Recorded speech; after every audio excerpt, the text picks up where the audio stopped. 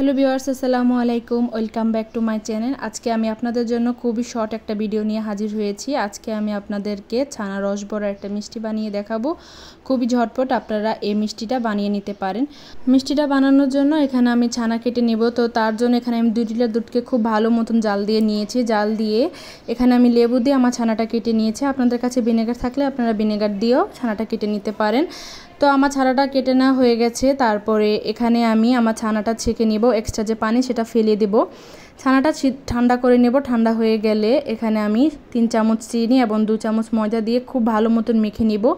আপনারা যত ভালো মতন মাখবেন তত আপনাদের মিষ্টির শেপটা সুন্দর হবে। ইচ্ছা মতন এটাকে খুব ভালো মতন ম্যাশ করে মেখে নেবেন। তারপরে আমি এখানে আমি ছোট ছোট রসগোল্লার মতন করে নিব। আপনারা চাইলে ছোট বড় যে যেরকম পারেন সেরকম শেপ দিয়ে নিতে পারেন।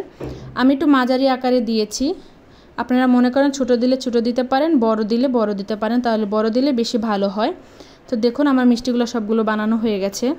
তারপর এখানে আমি শিরাটা বানিয়ে নিব। তো তার জন্য এখানে আমি 4 কাপ পানি দিয়ে নিয়েছি এবং 3 কাপের মতন চিনি দিয়ে খুব ভালো মতন জাল দিয়ে নেব।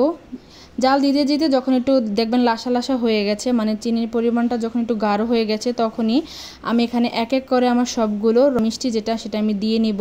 আর দিয়ে ফুটন্ত পর্যন্ত সেটা আমি খুব ভালো মতন কুক করে নিব। আপনার চেষ্টা করবেন পর্যাপ্ত পরিমাণ ভালো মতন কুক করে নিতে। তো দেখুন আমার সবগুলো মিষ্টির ফাইনাল লুক ঠিক এরকম হয়েছে, অনেক সুন্দর হয়েছে। আর দেখুন আমি একটা প্লেটে সার্ভ করে আপনাদের দেখিয়ে দিচ্ছি কতটা পারফেক্ট এবং সুস্বাদু হয়েছে। খুবই ঝটপট, মাত্র 5 মিনিটই আপনারা এই মিষ্টিটা বানিয়ে নিতে পারেন কোনো ঝামেলা ছাড়াই।